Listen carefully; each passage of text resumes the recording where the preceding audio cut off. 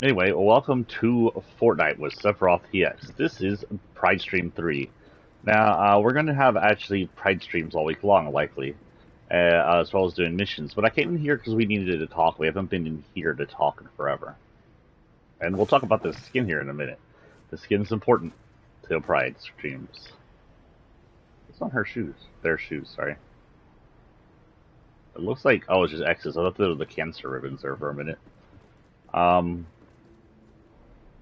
So we have issues, especially here in Texas. When I say Christofascist, I mean things in America are going downhill at a rapid pace.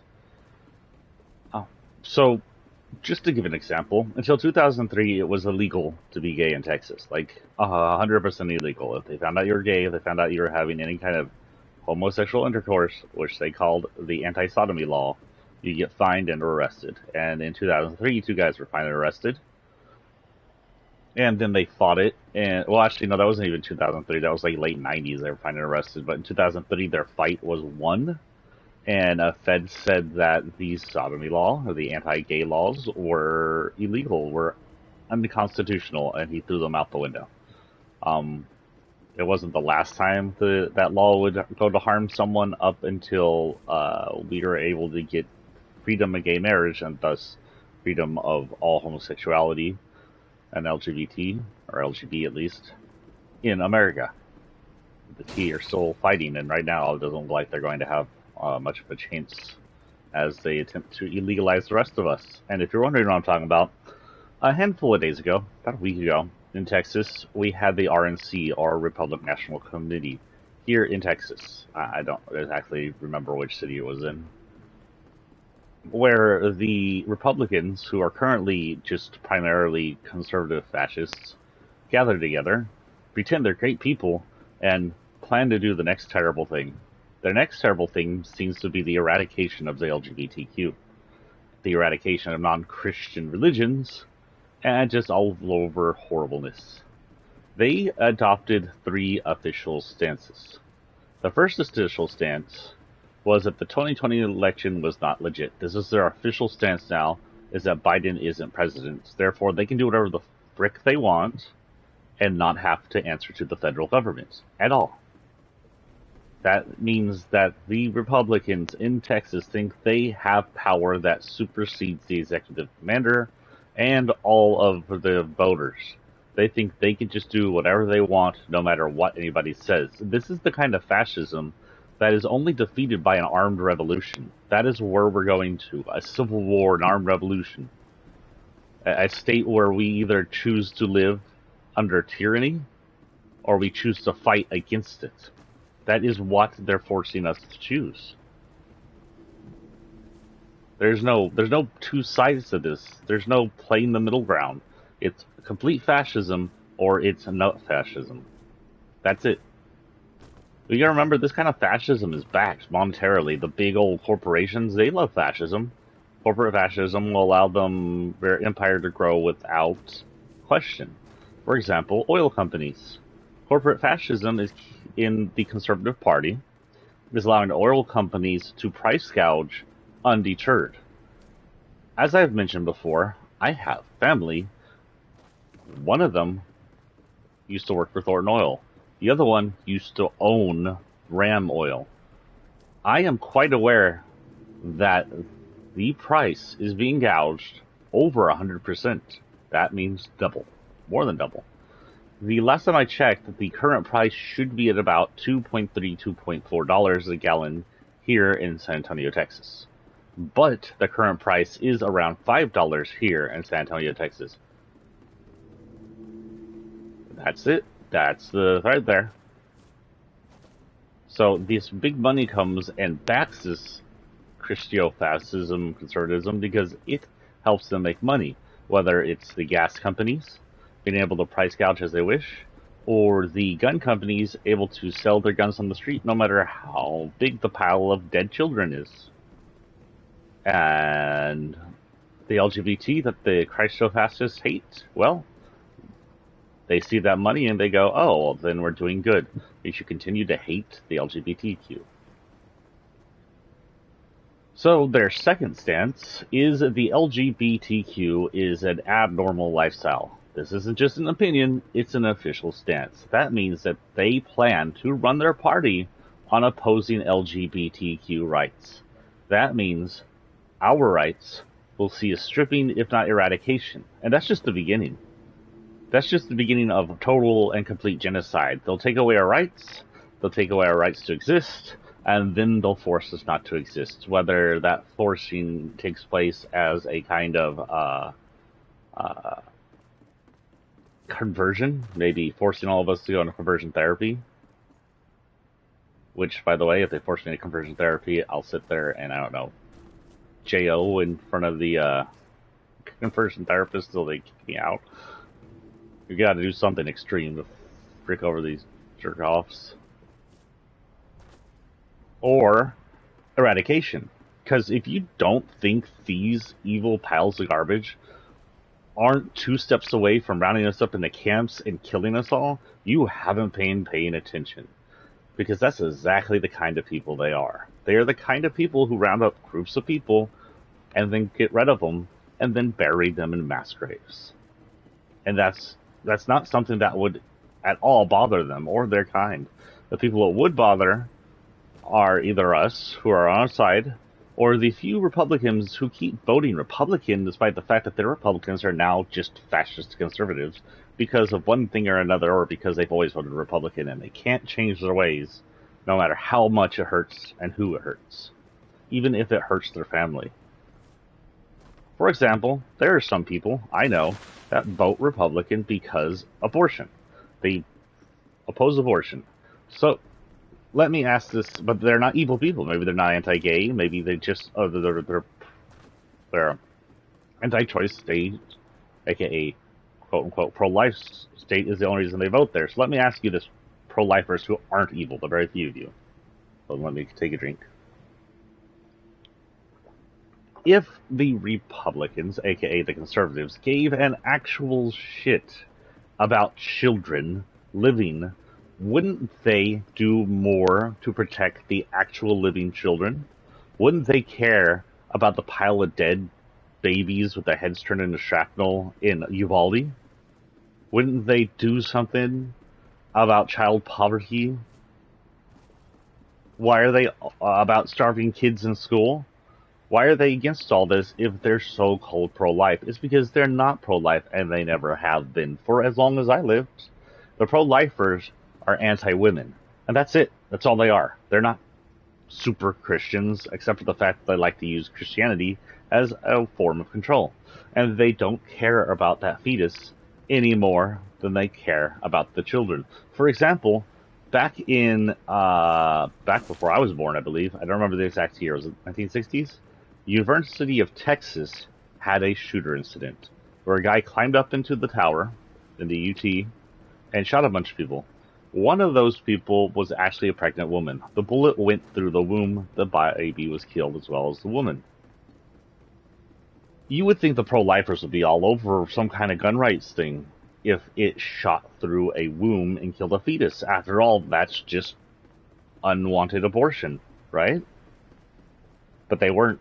They didn't care because they were more concerned about gun rights than they were about that woman and that fetus. That's it. That's the talk. There's no argument here. This is fact.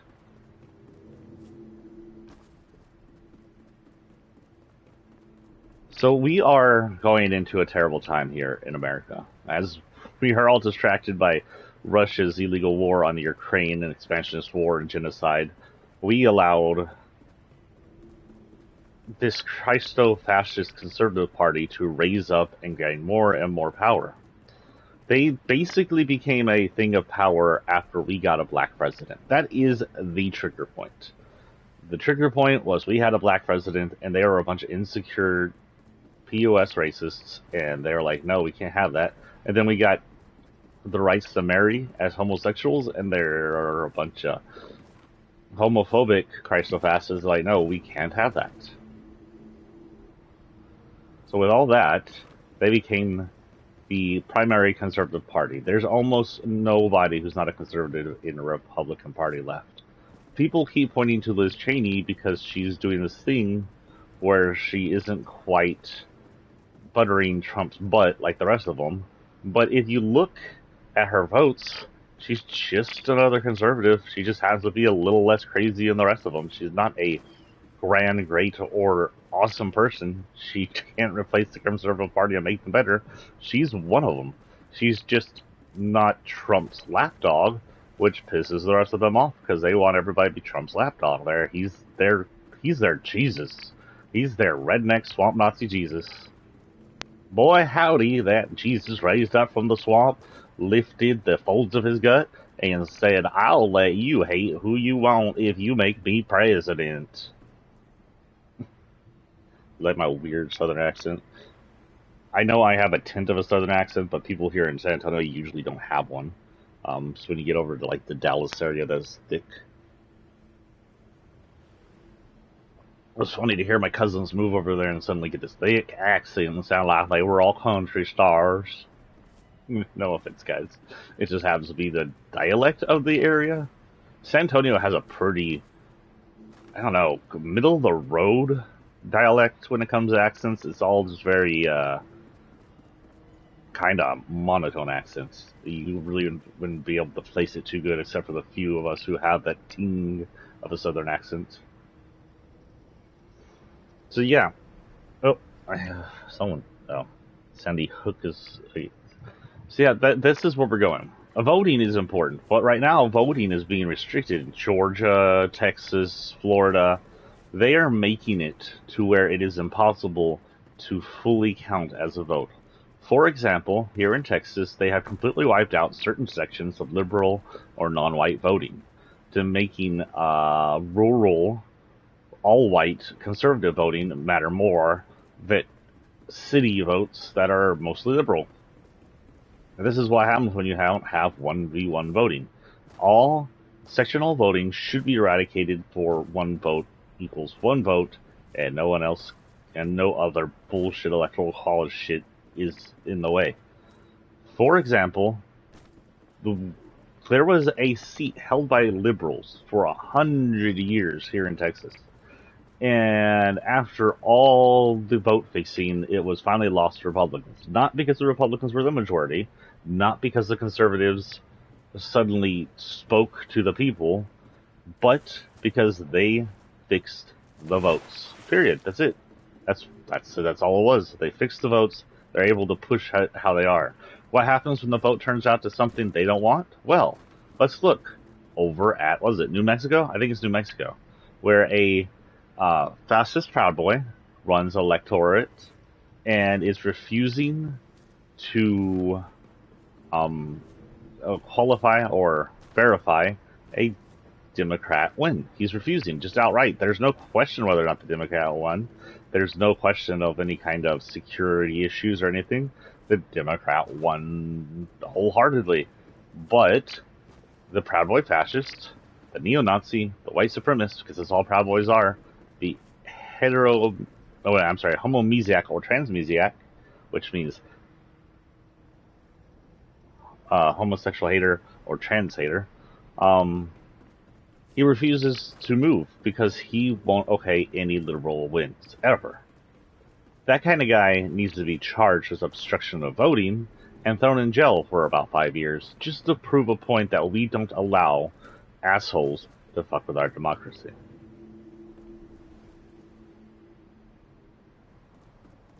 So we have a choice, us who aren't part of the Christo-fascist regime. We have a choice to make.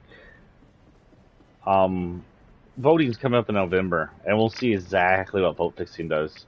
And we'll likely lose all of our power. It'll probably all be eradicated to vote fixing and tampering, to the point that liberals just lose their power unless they're fake liberals like, say, Manchin or Sinema, who are actually conservatives in the Democrat Party. We'll lose our power. We'll lose our rights. They'll slowly strip everything from us. So our choice, literally, right now, our choice, as homosexuals, as bisexuals, as transgender, as liberals that just love freedom, as real Americans these conservative flag worshippers could never really be, these nationalist fascists could never be. We have a choice. We can take the choice of doing nothing. Take the choice of current. A lot of us are anti-war, anti-fight, so we can take that choice, sit down and just let it happen, and just ride our country to its doom, its destruction, its fascism, into its Nazi era. Well, then it'll eventually start expansion wars in Mexico and Canada, some shit like that, as they herald Russia's dominance. We could allow that. Or we could fight. We could get out there, we can march, we can riot, and we can get ready for civil war. Because as of right now, I don't see that there's a way around the oncoming heat, the oncoming war, the oncoming violence, the oncoming all-out just horribleness. There is a way out. That would be the conservatives wake the fuck up, grow the fuck up, and realize that this isn't a Christofascist state. So I said there were 3 official stances, by the way, before we go, and they did have a 3rd official stance. They consider Judaism an unofficial religion. That was their talk. Judaism, as in the Jews.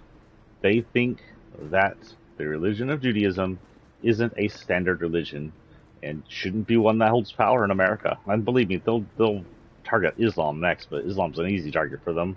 They'll just go 9/11 and all that Islamophobia or Islamnesia, either one, will come back.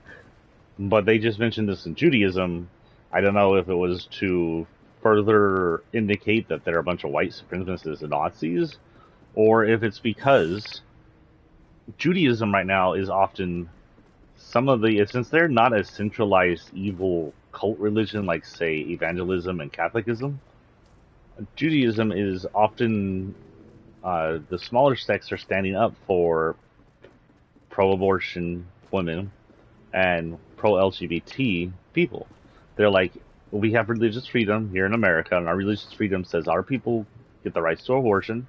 Our people have the rights to be gay or trans and get what they deserve for it. And in America, as it stands, the Christofascists have empowered religions so much that, yes, all religions have that kind of power. Islam, Jewish, whatever. But if the conservatives are able to regulate that to where only Christians have the power, where the only straight white Christian nation, then all the power of those religions, all the power Judaism has to help us, hell, all the power the Satanic Church has to help us, because they have that power currently, and they often stand against the fascism of the white light religions. Oh, the sun is actually going down. I think it's got dark in here. It doesn't look like it. Weird. But all the power those other religions have to help us will go out the window, because they won't have any power anymore. And that's what the Christofascists want. To be the only ones in power. This is all a ploy to gain power. It always has been with Christian fascists. This is not really any different than, let's say,